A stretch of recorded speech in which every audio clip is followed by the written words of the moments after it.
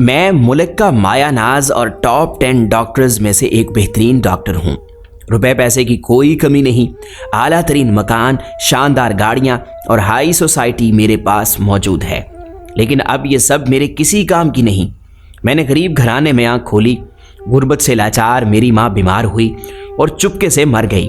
تب میرے ابا نے ایک خواب دیکھا کہ وہ مجھے ڈاکٹر بنائیں گے اور پھر میں غریبوں کا مفت علاج کروں گا، تاکہ کوئی بچہ میری طرح مجبور ہو کر ماں کی ممتا، اس کی محبت کے لمس سے محروم نہ ہو۔ ابا کی نیت صاف تھی، محنت سے کام کر کر کے میرے اخراجات اٹھاتے رہے اور میں ڈاکٹر بن گیا۔ وہ دن بڑی خوشیوں کا دن تھا، جب ابا مٹھائی بانٹ رہے تھے اور سب کو بتا رہے تھے کہ اب میرا بیٹا ڈاکٹر بن گیا ہے، ادھر گاؤں میں ہی کلینک کھولے گا جہاں غربا کا مفت علاج کرے گا۔ لیکن میں نے ابا کے خواب چکنا چور کر دیے اور ان کو دو ٹوک بتا دیا کہ ابا تم نے دن رات ایک کر کے خون پسینہ ایک کیا، اور اب ان غریبوں کا علاج کرنے سے بہتر ہے کہ میں پہلے کچھ پیسے کما لوں تاکہ تم سکھی ہو جاؤ۔ تم نے جو محنت کر کے مجھے پڑھایا لکھایا، ڈاکٹر بنایا، اس کا قرضہ غریبوں کے علاج کرنے سے نہیں اترنا۔ کچھ سوسائٹی میں پیسہ ہونا چاہیے، جب پیسہ آئے گا تب میں کچھ سوچوں گا، تمہیں حج بھی کراؤں گا۔ ابا جی بولے، پتر حج پیسوں سے نہیں ہوتا۔ بات آئی گئی ہو گئی اور میں گاؤں چھوڑ کر شہر میں آ گیا۔ یہاں کلینک بنا کر دونوں ہاتھوں سے دولت جمع کرنے لگا۔ اس طرح مختلف وقتوں میں مجھے مختلف آفریں ہونے لگیں۔ گھر ملے، گاڑیاں ملی، میڈیسن بنانے والی کمپنیوں کی طرف سے، جو کہ میں بخوشی قبول کر کے دو ہاتھ پیسے بٹورنے لگا۔ پھر مجھے محسوس ہوا کہ یہ کم دولت ہے، مزید ملنی چاہیے تاکہ زیادہ رقم جمع ہو۔ اس کے لیے میں نے یورپ کا ویزا لگوایا اور وہاں جا کر سرجن کا ڈپلومہ حاصل کر لیا۔ مجھے ایوارڈ ملتے رہے، حسین آفریں ملتی رہیں جو کہ میں قبول کرتا رہا۔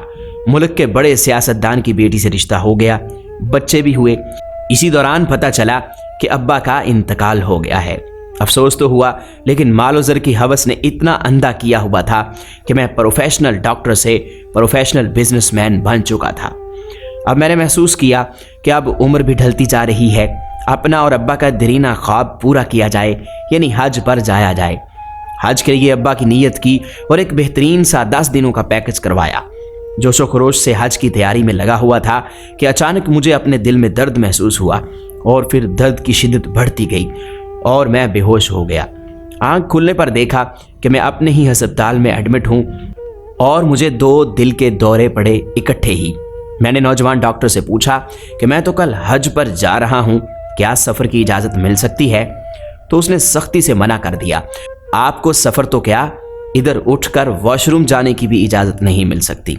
مجھے اس دن سمجھ میں آیا کہ ابا جی ٹھیک کہتے تھے، پتر حج پیسوں سے نہیں ہوتا۔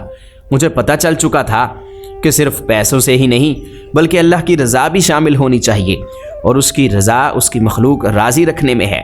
جبکہ میں نے مشین بن کر دونوں ہاتھوں سے اس کی مخلوق کو لوٹا۔